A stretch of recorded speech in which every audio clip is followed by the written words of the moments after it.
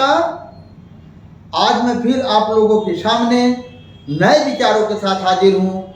आइए हम जानते हैं चार्वाक मुनि ने धर्म को धंधा क्यों बताया। चार्वाक मुनि ने धर्म को धंधा क्यों बताया। धर्म स्थल पर जब भगदड़ मचती है, धर्म स्थल पर जब भगदड़ मचती है तो लोग मरने वाले के परिजन के लोग या और भी लोग क्या करते हैं, सरकार से मुआवजे का मांग करते हैं।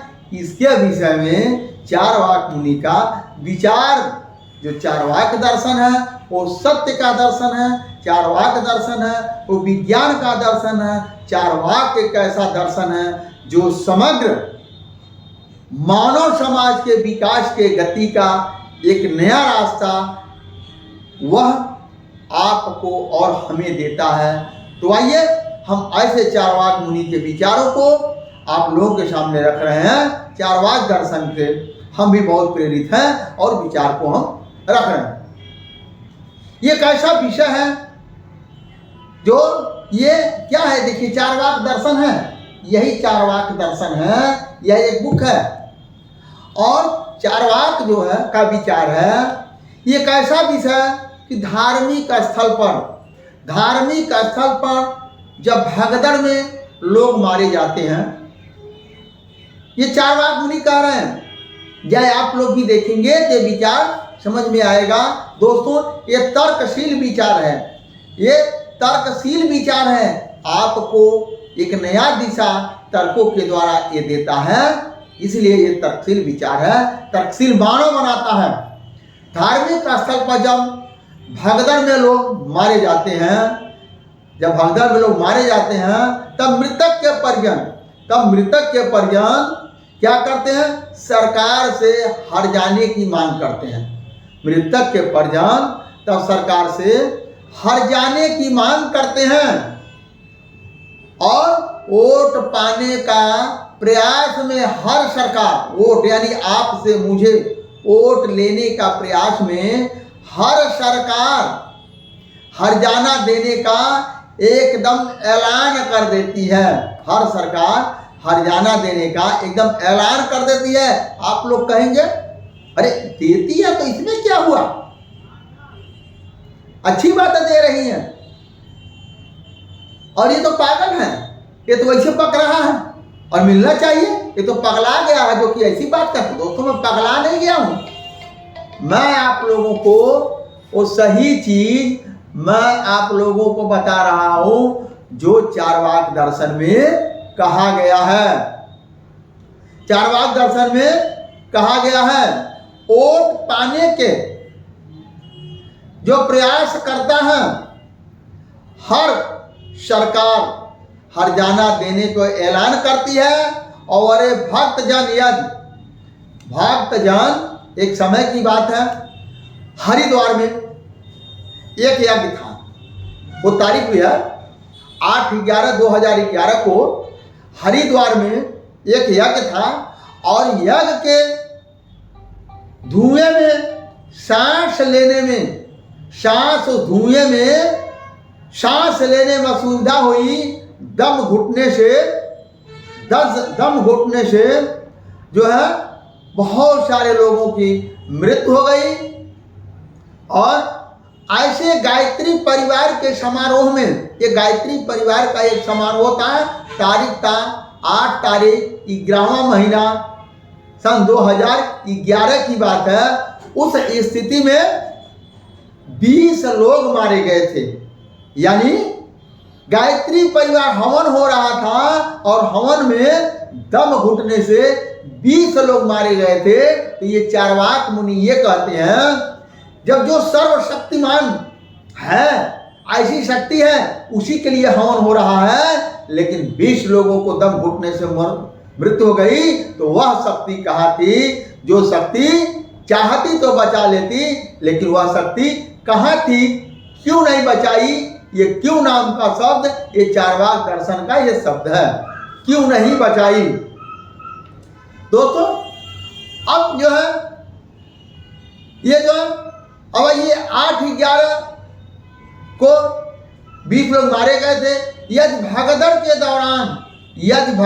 दौरान मध्य प्रदेश रतलाम में, भगदड़ के दौरान मध्य प्रदेश रतलाम में 13/1/2012 को, ठीक लगभग समझिए 1 साल के बाद 13/1/2012 को चेहल्लम के दौरान एक चेहल्लम है, एक त्योहार होता है, चेहल्लम एक त्योहार होता है। उस त्योहार में लोग पूजा पाठ करते हैं। चेहल्लम के दौरान एक दरगाह में वो दिखा रहे दरगाह में चेहल्लम के दौरान दरगाह में 12 लोग मारे गए थे। 12 लोग मारे गए थे। तो जो सत्ता पर काबिज सर्वशक्तिमान उस टाइम वो क्या कर रहे थे? क्यों नहीं बचाए? उनको बचाना चाहिए। जब ऐसे धार्मिक प्रतिष्ठानों में भगदड़ मचती है, धार्मिक प्रतिष्ठानों में बहुत सारे लोग, कई बार भगदड़ मचा, कई बार ऐसी असुविधाएं हुई जिसे लोग मारे गए। लेकिन वो लोग किस लिए गए थे? कि मैं उस सर्वशक्ति का दर्शन, उस सर्वशक्ति का मैं अनुयायी हूं और हमको वहां जाना चाहिए। लेकिन एक चारवाक मुनि कहते हैं, जब सर्वशक्ति का आप अनुयायी हो, सर्वशक्ति आपके साथ है, तो आपको क्यों नहीं बचाया? जो इतने लोग मरे तो वो सर्वशक्तिमान शक्ति बैठे क्या सत्ता में देख रही थी? ये चारवाक मुनि का ये कहना है। ये जो है उन दैविक शक्तियों के अथवा पीर और भगवान, तमाम जो धर्म के लोग हैं, धार्मिक हैं, वो मुआवजा क्यों नहीं देते? उनको मुआवजा देना चाहिए। लेकिन इस स्थिति में लोग क्या कहते हैं? मुआवजा मांगने के नाम पर, वो लोग मुआवजा मांगने के नाम पर जो है दैविक शक्ति के दलाल आयोजन करता, उनसे क्यों नहीं मुआवजा मांगा जाता है? मुआवजा उनसे मांगा जाना चाहिए जो बड़े बड़े समारोह करवा रहे हैं। उनके समारोह में भगदड़ हो रहा है तो मुआवजा उनसे मांगना चाहिए जिनको आप चंदा देते हो, जिनको आप चंदा इकट्ठा करके लाकर देते हो, जिनकी आप सेवा करते हो। और उन्हीं के प्रोग्राम में अगर ऐसे भगदड़ में असुविधाएं हो जाए, लोगों को मृत्यु हो जाए, तो उन परिवार को मुआवजा किसको देना चाहिए? सरकार को नहीं देना चाहिए। जो उसका आयोजन करता है, आयोजक कर्ता को उसको मुआवजा देना चाहिए। इसके दौरान बेहिसाब चढ़ावा समेटते हैं। जब कोई आयोजन होता है तो उसमें बेहिसाब चढ़ावा समेटते हैं। इंसानों के धर्मनिरपेक्ष सरकार से क्यों रुपया मांगते हैं और उसका दिया क्यों स्वीकार करते हैं? जब आपके इतना बड़ा धर्म है, इतनी बड़ी शक्ति है, तो आप इंसान के बनाए हुए संविधान, बाबा साहब का बनाए हुए संविधान। और दोस्तों, सौभाग्य की बात है, आज 26 नवंबर है, आज संविधान दिवस है। और संविधान दिवस पर समस्त भारतवासी को जो है मेरा सादर प्रणाम, नमस्कार। और संविधान को आप लोग जानिए, संविधान को पढ़िए, संविधान को समझिए। वो लोग क्या करते हैं?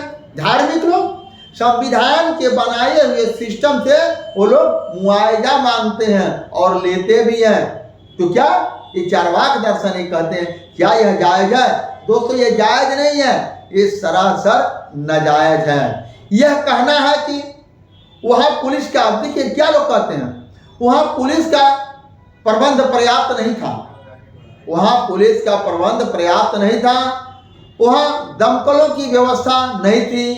यह बातें एकदम व्यर्थ है, यह सब बातें एकदम व्यर्थ है। जहां पर सर्वशक्तिमान सत्ता पर बैठा, वह भगवान कहा जाए या अल्लाह कहा जाए, ईश्वर कहा जाए, गॉड फादर जिसको भी आप कहते हैं, उनको कहा जाए, जब वहां पर वो विराजमान है, जब वहां पर विराजमान है, तो वहां पुलिस की व्यवस्था की क्या आवश्यकता है, वहां दमकल गाड़ी की क्या आवश्यकता है। आप सोचो, जिनकी शक्ति से दुनिया चलाया जा रहा है वो वहां बैठा है, तो वहां दमकल की क्या आवश्यकता है, पुलिस की गाड़ी की क्या आवश्यकता है, पुलिस सुरक्षा की क्या आवश्यकता है। ऐसा नहीं होना चाहिए।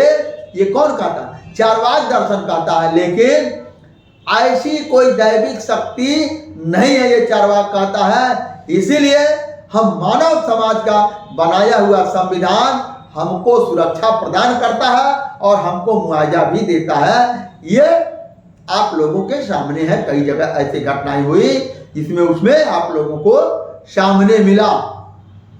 लोग काम कम करते हैं, पुलिस का रोना रोते हैं। लोग ये नहीं रोते हैं हमें भगवान ने मारा, हम दोबारा नहीं आएंगे, हमें अल्लाह ने मारा, हम वहां दोबारा नहीं आएंगे, हमारे गार्ड ने हमको मारा क्योंकि उसके जो है कि हम प्रवचन सुनने गए थे, उसके समारोह में गए थे, इन्होंने मेरे परिवार को मार दिया, अब दोबारा हम इनको नहीं आएंगे। ऐसा नहीं करता है, वो सरकार से मांग करता है, पुलिस के आगे रोता है, इनको मुआवजा मिलना चाहिए।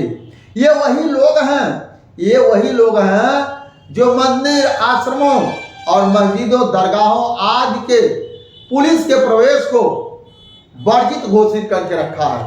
ये वही लोग हैं, मंदिर, मस्जिद, गुरुद्वारे और दरगाहों को पुलिस को जाना वर्जित कर रखा है। लेकिन जब कोई घटनाएं होती है तब पुलिस के आगे जाकर के रोते हैं। क्या तो जायज है? जिनको आप अपने पास नहीं आने देते हो, कोई घटनाएं होती है तो जाकर उन्हीं के सामने आप रोते हो, उन्हीं से मांगते हो। ये कौन कह रहा है? ये चारवाक के तर्कशील मानव कह रहा है, चारवाक दर्शन कह रहा है। ये अध्याय नंबर 13 है, चारवाक दर्शन का ये अध्याय नंबर 13 में ये सब बातें लिखी हुई है। वह कहते हैं कि जिन स्थानों पर पुलिस का प्रवेश नहीं है, उस स्थानों पर जब घटना दुर्घटना हो जाती है तो पुलिस को ये देना या दिलवाना नहीं चाहिए। लेकिन वोट की राजनीति है, वोट की बात है, इसमें सरकार शासन सत्ता से आता है, नहीं उनको मरने वाले को इतने इतने रुपए मिलना चाहिए। जैसे आप लोगों ने देखा कुंभ में पिछले साल बहुत सारे हजारों की संख्या में लोग मरे और क्या मिला भाई? आप सरकार भी कहां से देगी? कुछ लोगों को देगी, कुछ लोगों को नहीं देगी, क्योंकि आपने खुद गया अपनी मर्जी से उस सर्वशक्तिमान के पास गया, तो आपकी रक्षा करना सर्वशक्तिमान का काम होता है। आइए, जब हम यज्ञ करते हैं, यज्ञ के धुएं में सांस रुक जाने से भगदड़ मचा, कुचल करके जल करके मर जाते हैं लोग, तब वही धर्मगुरु पुलिस के कम अथवा घटनास्थल से दूर होने के रोने लगते हैं। वही लोग जो लोग अपने मंदिर में पुलिस को घुसने नहीं देते हैं, अपने मस्जिद में पुलिस को घुसने नहीं देते हैं, अपने दरगाह में पुलिस को घुसने नहीं देते हैं, जब कोई घटना हो जाती है तो वही लोग पुलिस का रोना भी रोते हैं। जब धर्मस्थल या धार्मिक अनुष्ठान का कथित दैविक शक्ति के बारे में इतने अति शक्तिपूर्ण दावे किए जाते हैं, जब कोई धर्म प्रतिष्ठान होता है तो उसमें दैविक शक्ति का दावे किए जाते हैं, इतनी बड़ी शक्ति है, ये दावा है, और उसको लोग बड़े जोर शोर से रखते हैं। लेकिन घटना दुर्घटना होने पर पुलिस जाती है, डॉक्टर जाते हैं, कोई दैविक शक्ति नहीं आती है। आपको आप कहेंगे उस दैविक शक्ति ने भेजा, अरे भैया मैं जिसके पास जा रहा हूं वो हमको मार करके और दवा के लिए भेज रहा, एम्बुलेंस भेज रहा, उससे बढ़िया करे ही ना, एम्बुलेंस की जरूरत ना पड़े, दवा की जरूरत ना पड़े, भगदड़ होने की जरूरत ना पड़े, जहां दैविक शक्ति है। क्या कहते हैं? उस प्रबंध सही नहीं हुआ, इसलिए ये सब हुआ। दैविक शक्ति के नाम पर पीट कर मर जाना, छाती पीटो, संतुष्ट हो जाओ, अथवा यह सारे जंजाल के तिलांजित के देकर धर्म नित्य जीवन पद्धति अपनाओ। यानी ये सब कुछ को त्याग करके आप लोग मानव जो है धर्मनिरपेक्ष को अपनाओ, जिससे आपके अंदर मानवता आएगी। और मानवता दुनिया का सबसे सर्वोपरि धर्म है, और जिसके अंदर मानवता है उसको किसी आडंबरवाद वाले धर्म की जरूरत नहीं है, उसको केवल मानवता की धर्म की जरूरत है। मानवता हमें जो सिखाता है, तर्कशील बनाता है, और मानवता दुनिया का सर्वश्रेष्ठ धर्म है। वो धर्म है दैविक शक्ति का सहारा छोड़ो। क्या कहते चारवाक मुनि? दैविक शक्ति का सहारा छोड़ो। यदि दैविक शक्ति का ही सहारा लेना है तो फिर इंसानी पुलिस, दमकल, हरजाने आदि की बात क्यों करते हो? वो कह रहे हैं जब नहीं छोड़ना है, दैविक शक्ति को ही मानना है, तो आप पुलिस की बात क्यों करते हो? पुलिस के पास क्यों जाते हो? कोर्ट कचहरी में क्यों जाते हो? और हरजाना भी क्यों मांगते हो? ये चारवाक मुनि कह रहे हैं, और ये सत्य भी है। मुझे भी लगता है ये चीज सत्य है, इसीलिए मैं इसको कह रहा हूं। दोस्तों, सर्वप्रथम हमारे बुक समरी फिशरमैन इंडिया के चैनल के दर्शकों को मेरा सादर प्रणाम, नमस्कार। दोस्तों, बने रहिए वीडियो के अंत तक, आपको एक एक तर्कशील बातों के साथ आपको अवगत कराया जाएगा। दैविक आशीर्वाद मिले तो आप भागकर धर्म स्थान में जा घुसे, और वहां मर जाए तो मुआवजे के लिए सरकार के पास जाकर के दौड़ करके जा घुसे। दैविक शक्ति के लिए आप धर्म स्थल में जाकर जा घुसे, लेकिन जब कोई घटना दुर्घटना हो जाती है तो सरकार के पास मुआवजे के लिए आप चले जाते हो, हम भी चले जाते हैं, लोग चले जाते हैं। ये चारवाक मुनि उस पर कह रहे हैं कि लोग चले जाते हैं, लोग चले जाते हैं। ये चारवाक मुनि ये कहते हैं।